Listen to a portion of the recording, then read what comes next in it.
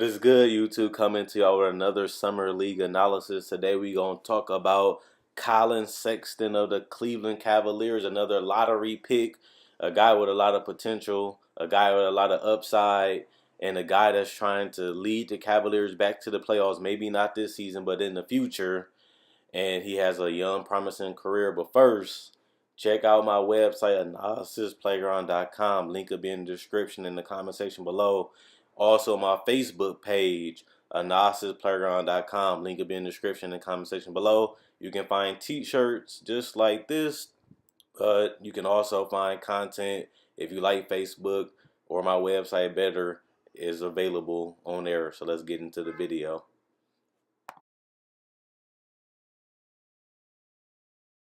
First thing we're gonna talk about is his passing. You see, he creates some space and the guy rolls to the rim, gets a dunk. That could be Larry Nance or Tristan Thompson at that rim getting that dunk in the easy basket.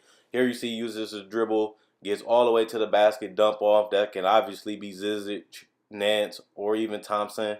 You see right here he comes off the pick and roll again. He slides to the rim. That can be Tristan Thompson, Zizic, or Larry Nance getting an easy bucket right there. That's a good read by Collin Sexton. He's patient and makes the right pass. He cuts, sees a guy cutting to the rim, gets deep position, goes straight up. Obviously, you know the players that can be. Here you see him breaking down the defense, getting the opening, getting the pass, being comfortable even though he was under pressure, making the right decision, getting his teammate involved, getting an easy basket. Here he comes downhill, running quickly. That can be Kevin Love in the corner, knocking down that spot up three as he has the floor spaced out and he broke down the defense and it collapsed. He kicks out to get the guy to open shot. He runs full speed, gets an elbow jumper. That can be Kevin Love knocking down that elbow jumper, or even Larry Nance in that 15-foot area. Here, you see him in transition, making the right decision, not trying to force anything, not trying to rush anything, being patient, making the right decision, finding an open teammate. And here you see him getting out in transition, having a little fun, going coast to coast, getting a layup, and then you see him come right back with that speed and athleticism. He's going to be a speed demon. That first step is ridiculous, and you see him even getting the first step, still able to finish with a little bit of contact. He was able to do that throughout the whole summer league as he bulks up and get a better body. I see him getting even better at his finishing, and you see again he gets that running start, clears so much room that he couldn't even come close to stopping that. And here we go again. He gets a shot, this early transition, gets another layup, finishes, and gets the and one. Like I said, he has the ability to finish with contact, and he's only going to get better with the more bulk and the more strength that he gets. And you see him again right here.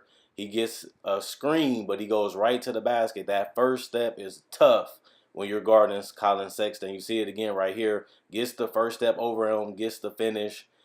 And here goes some more finishes of Collin Sexton taking advantage of his speed and athleticism. See his teammate going full. Of course, he makes the right read, makes the backdoor cut to get an open layup, and he finishes and get an and one. That's a smart basketball IQ. Here you see him handling the ball, beats his man off the dribble, finishes again. Nothing fancy, but he gets the job done. You see him again, gets the screen, gets the space, gets that first step, goes downhill, cuts to the basket, finishes at an awkward angle, but he kept the ball high.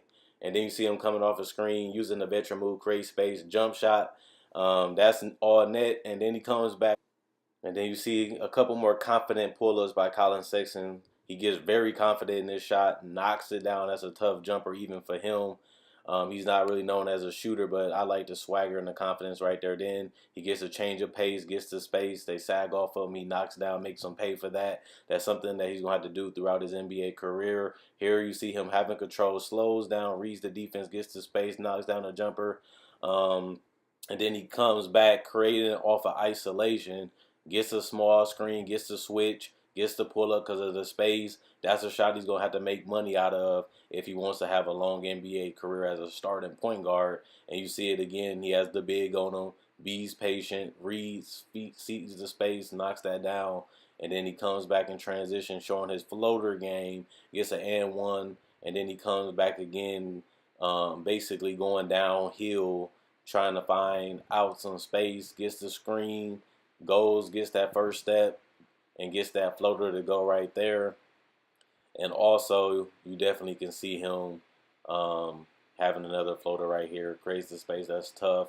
that's a shot he's going to have to consistently work on. But let me So give there you you my have it. final Collin thoughts. Sexton is a guy that a lot of people anticipated to go in the top 10, and he ended up doing it. Obviously, like I said, it's kind of funny that LeBron James leaves the first time to go to Miami. They get Kyrie Irving as their number one pick, and he's a point guard that's supposed to change, and he's the reason why LeBron wanted to come back to Cleveland.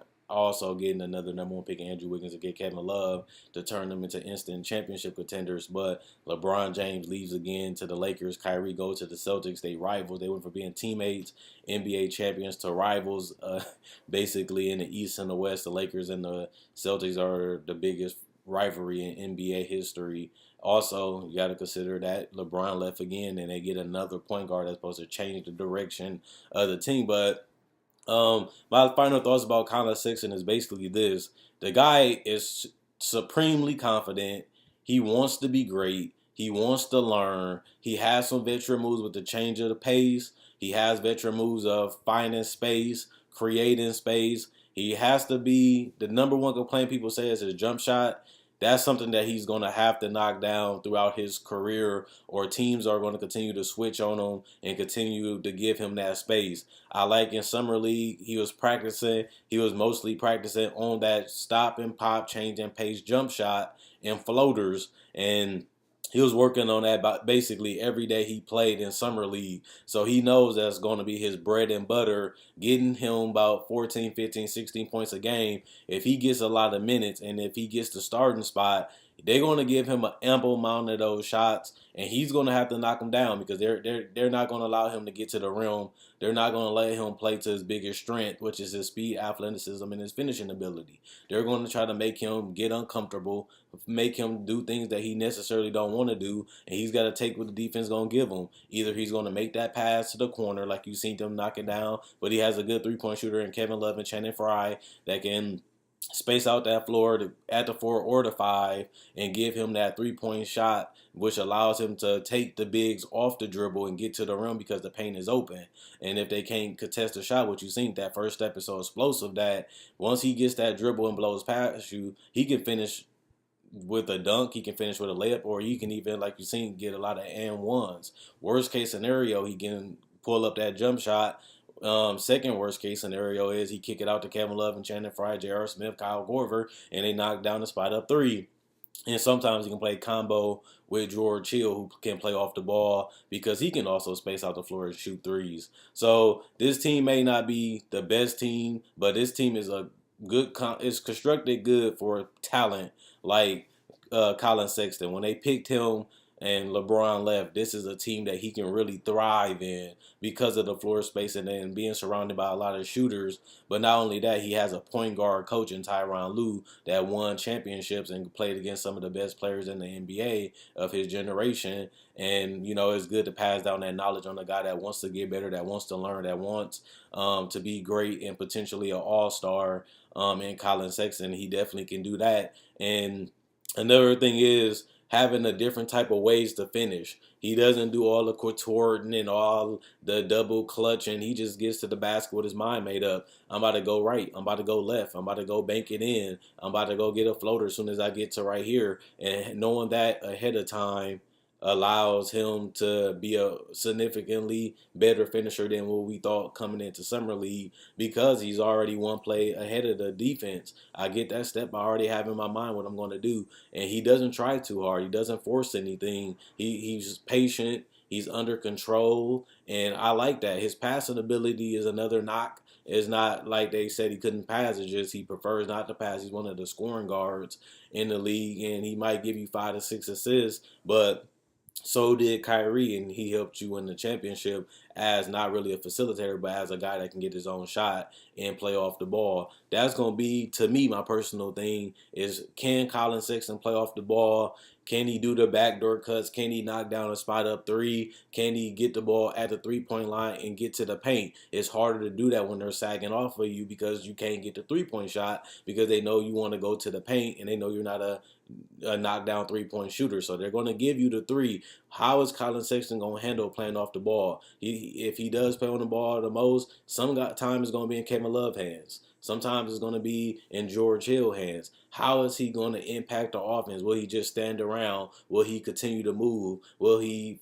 develop a 3-point shot in the next 1 to 2 years and become a 35, 36 3-point shooter or higher? He has the work ethic. I don't see why he can't. He has the confidence. I don't see why he can't knock down those shots. But that's something that he's going to definitely have to do. That's my biggest concern is, can Collin Sexton play off the ball when he's not, within that play? And if he can't, then that's going to be another struggle because teams going to sag off of him and force him or clog up the paint for his teammates, wall off his teammates, or help off him because like, hey, Collin Sexton, he's not going to move. He's not going to shoot a three. I'm not scared of him shooting three. So let me help get some steals or clog up the lane or get some deflections by sagging off Collin Sexton. They're going to definitely do that. And he's going to have to be able to adjust. And he's going to have to be able to develop some type of outside shot, which we all know he has to do that. But it's really going to hurt in the pros when you're going against 6'8", 7 foot, long, lanky, athletic players that can help off defense and get back to you and contest the shot,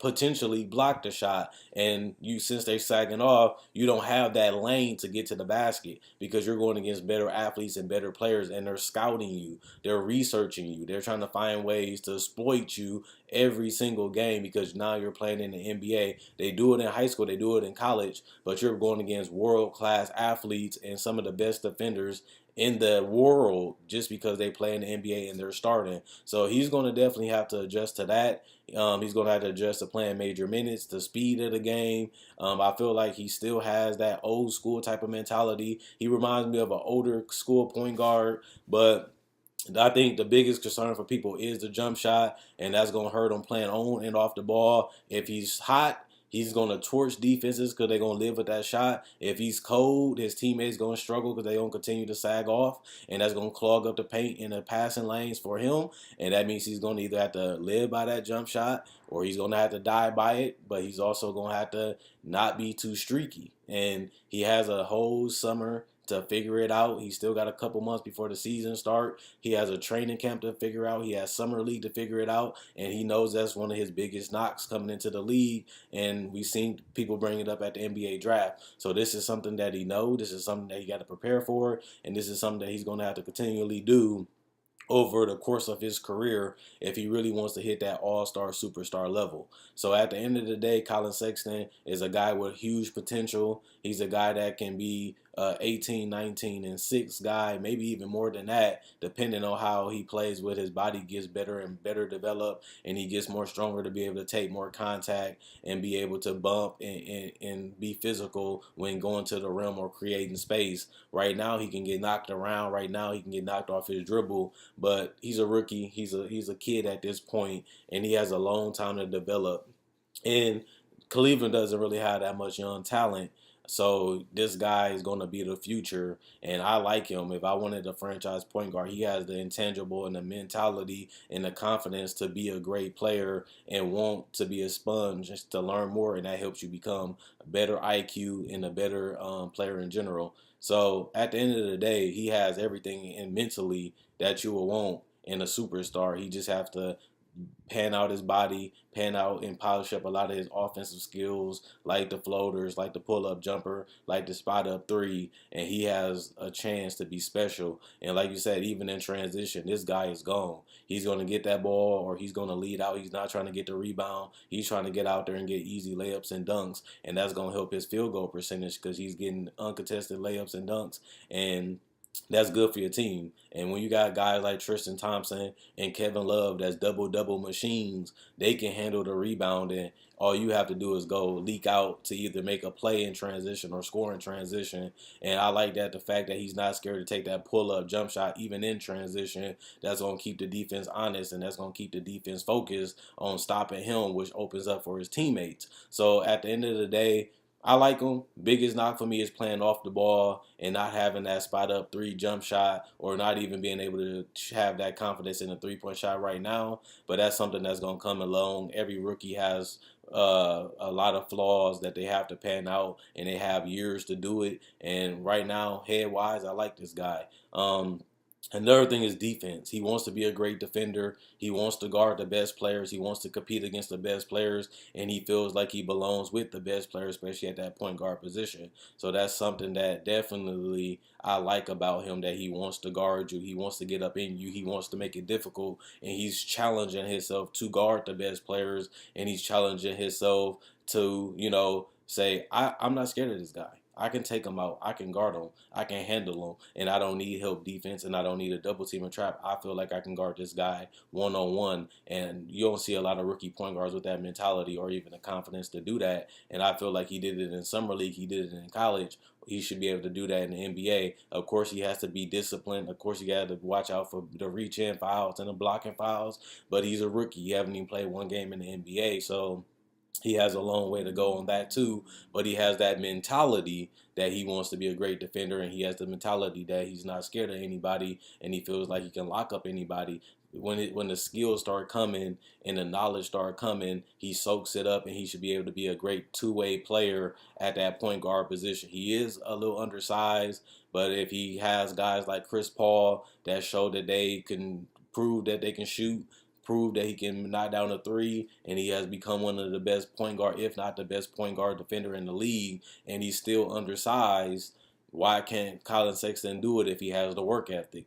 Chris Paul came in the league as a top pick, but he put in the work and continued to develop, continued to expand his game, and now he's one of the best two-way players in the league, especially at that point guard position. And every point guard is now 6'3", 6'4", 6'5", and Chris Paul is still one of the best on-ball defenders and help defenders in the NBA, and one of the league leaders in steals every single season. And he's only 6 feet, 5'11", 6 feet. So if he can do it, Collin Sexton can see him and like, hey, he was able to expand and get better. He at that size. Why can't I? And if he has that type of mentality, he might be one of the best players in the league, especially in the Eastern Conference, which is kind of easy. But if he works towards that, why can't he be one of the best players in the East and one of the top point guards in the East, if not the best point guard in the East? So let me know what you guys think about Collin Sexton. Do you think he might be a bust? Do you think he's cocky? Do you think he's worthy of that pick? Do you think he can help lead them to the playoffs? Maybe not this season, but as a franchise guy in the future. That's what Cleveland is hoping he can do. And they bought in stock. They played him. He played a lot of games at Summer League. He has been impressive. He has had fun, and the sky is the limit for the guy. And like I said, I like his mentality, and I like his brain, and I like the fact that he's willing to learn, and he knows what he has to work on, and he's going out there trying to improve on that every single game, and he's putting in the work. And once he bulk up and get that body, he should be able to finish better, create space better, and take physicality, and that's going to help him, become a better, efficient, and better scorer if he continues to polish up and brush up on those skills. Check out my website, like I said, analysisplayground.com. Link will be in the description in the comment section below. Check out my Facebook page, analysisplayground.com. Link will be in the description in the comment section below. Like to show support, and if you want to support the t-shirts, all you got to do is go to my Facebook page and message me, and I can get it shipped out to you. Quinn Wade Basketball Analysis, I'm gone. And let me know what you guys think about Collin Sexton being the next franchise point guard in the Eastern Conference and potentially the best.